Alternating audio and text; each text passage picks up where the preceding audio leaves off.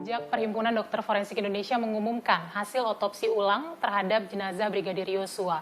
Namun ada ketidakpuasan dari pihak keluarga Yosua yang disampaikan oleh tim kuasa hukum. Salah satunya terkait dugaan adanya luka penganiayaan. Untuk menjawabnya, sudah bersama dengan saya, Ketua PDFI, Dr. Ade Firmansyah Sugiharto. Sehat-sehat, Dok? Alhamdulillah sehat. Terima kasih. Bagaimana menjelaskan keraguan pihak keluarga terhadap hasil otopsi ulang, terutama soal luka-luka adanya dugaan luka penganiayaan. Kuasa hukum sempat mengatakan ada luka di lipatan kaki, kemudian di belakang telinga, terus ada luka memar di bagian perut. Bagaimana dokter menjelaskan? Ya, jadi yang pertama-tama harus kami sampaikan bahwa pada saat kami melakukan otopsi itu kami diawasi oleh Komnas HAM, oleh Kompolnas juga. Semua melihat dan mendengarkan apa yang kami kerjakan di dalam ruang otopsi tersebut. Nah, setelah kami lakukan pemeriksaan dan tentunya juga sudah kami sampaikan apa yang menjadi hasil pemeriksaan pada saat otopsi itu kepada perwakilan keluarga. Namun untuk memastikan dan memperjelas hasil pemeriksaan, itu kami sudah sampaikan juga bahwa itu akan kita lakukan pemeriksaan lagi dengan pemeriksaan mikroskopik, serta kami juga akan review dari catatan dan foto-foto yang sudah kami periksa. Setelah itu kemudian kita analisa lagi, ini luka ini akibat apa dan segala macamnya. Nah, di sini memang ada perbedaan istilah ya, atau perbedaan pengertian antara kami di kedokteran forensik dengan di bidang hukum.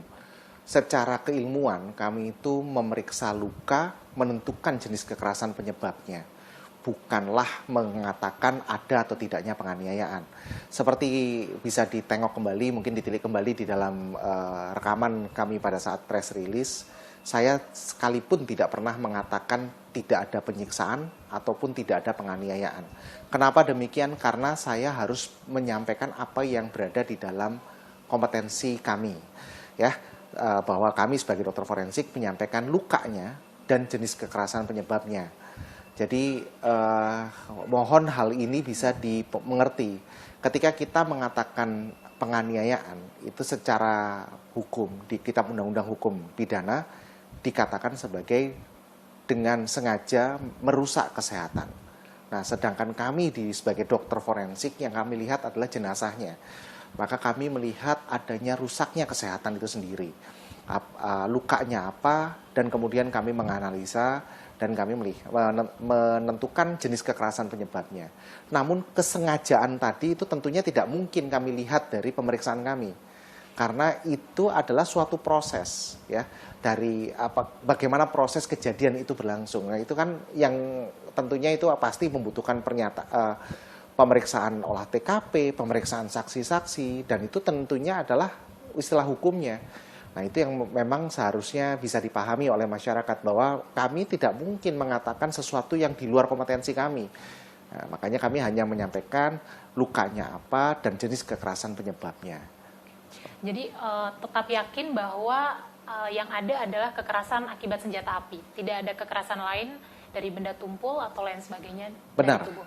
Semua setelah kami lakukan pemeriksaan waktu otopsi, kemudian kita review semua catatan kami, foto-foto, serta gambaran mikroskopik, kami yakin bahwa memang luka-luka yang ada itu hanya diakibatkan oleh kekerasan senjata api.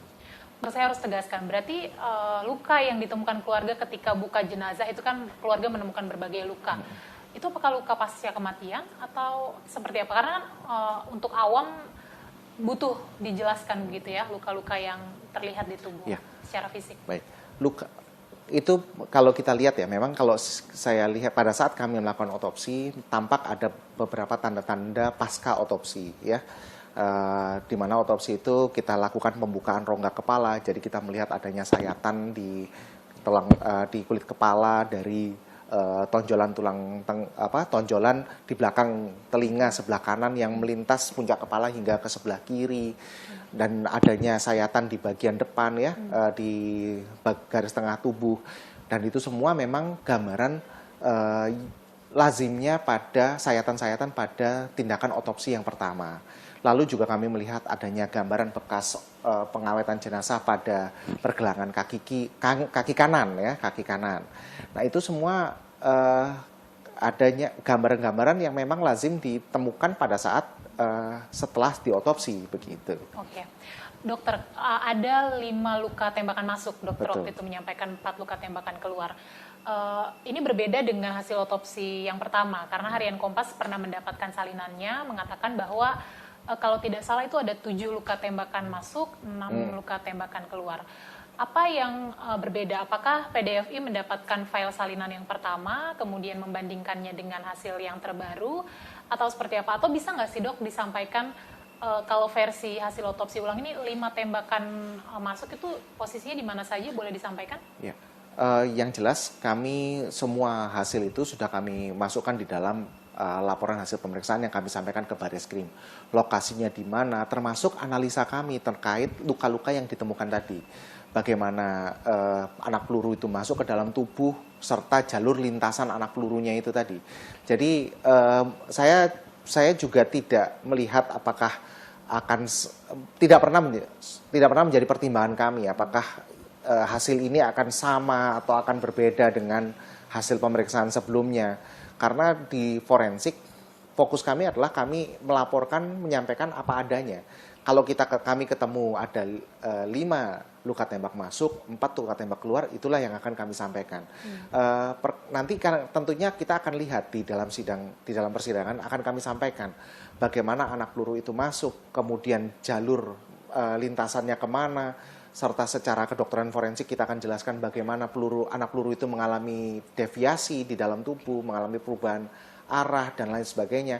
Nah itu sehingga menimbulkan kerusakan pada bagian-bagian tubuh semuanya. Itu tentu akan kami jelaskan secara lengkap di dalam sidang peradilan. Oke. Dokter, ada 2 luka tembakan fatal. Betul. Bisa disampaikan secara gamblang organ apa saja yang terkena? Kami hanya sampaikan bahwa memang luka tembakan yang fatal adalah di dada dan di kepala. Pada saat ini kami juga mohon pengertian ya dari seluruh masyarakat di Indonesia bahwa apa yang kami sampaikan tentunya tidak bisa seluruhnya kita sampaikan kepada masyarakat. Karena kami pun terikat dengan adanya Undang-Undang Keterbukaan Informasi Publik, di mana adanya hal-hal yang bila dianggap dapat mengganggu jalannya penyidikan, itu dikecualikan untuk dibuka. Jadi semua informasi yang bisa kami sampaikan saat ini adalah memang informasi-informasi yang sudah dianggap tidak mengganggu jalannya penyidikan. Namun tetap kami harus sampaikan, kenapa? Karena kami pun menyadari bahwa masyarakat pun membutuhkan informasi yang terkait kasus ini. Namun ya memang kami mohon harap masyarakat juga bersabar untuk bisa mengikuti kasus ini, dan nanti pun juga akan kami sampaikan secara gamblang, detil di sidang peradilan. Termasuk bagaimana kami sampai pada kesimpulan kenapa kekerasan di daerah tersebut bisa menimbulkan kematian di dada maupun di kepala tadi.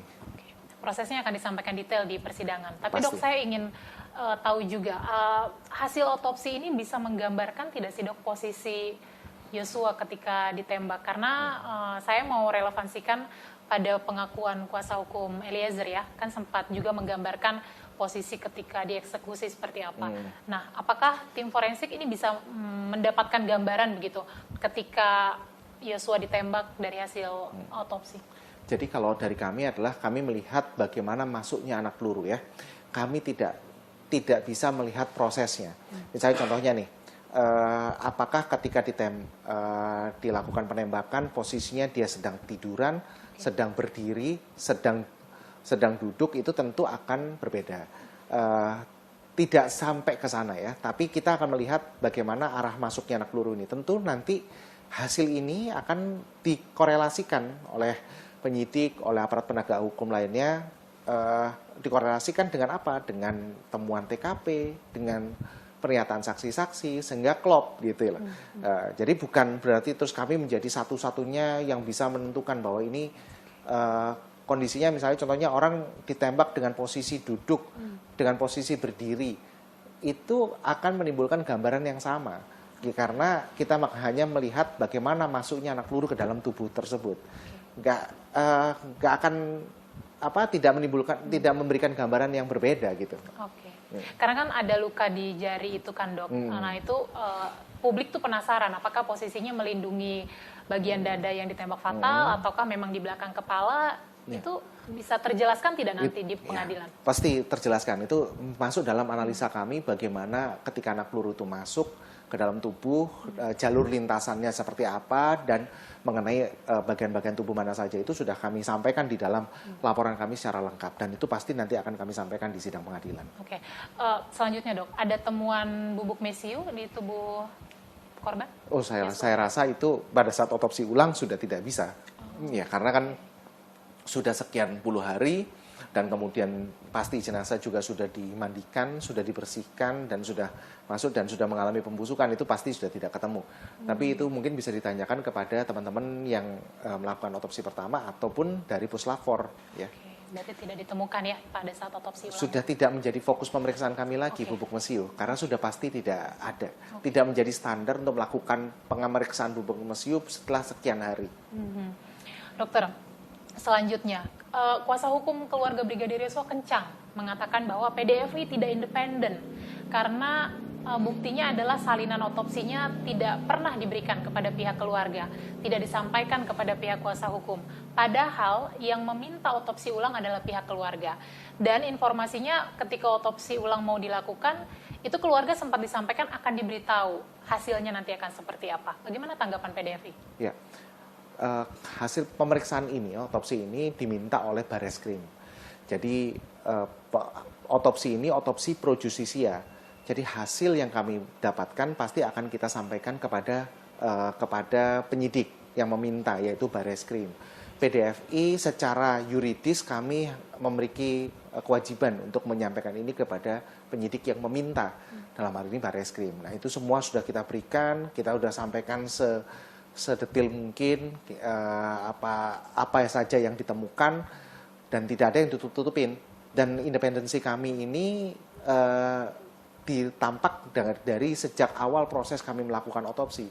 Kita diawasi oleh Kompolnas, kita diawasi oleh Komnas HAM, dan bahkan di luar kebiasaan ada perwakilan keluarga yang ikut melihat, ikut hadir di dalam ruang otopsi. Itu bentuk transparansi kami. Nah, namun memang apa yang setelah kita dapatkan dari ruang otopsi itu kan tentunya tidak bisa langsung menjadi hasil ya. Tentu harus dianalisa, direview sesuai keilmuan kedokteran forensik. Termasuk kita mereview juga hasil pemeriksaan penunjang. Nah, setelah itu baru hasilnya ini kita berikan kepada penyidik. Jadi di situ kewajiban kami secara yuridis adalah memberikan kepada penyidik. Oke, secara yuridis kewajibannya menyerahkan kepada penyidik. Tetapi lazim tidak sih dok, ada kasus misalnya memang hasil otopsi itu diserahkan kepada kuasa hukum korban atau pihak keluarga, lazim tidak? Tidak pernah. Tidak pernah. Tidak ya? pernah. Jadi kalaupun nanti kuasa hukum minta secara formal kepada PDFI, akan seperti apa alurnya? Tidak gini.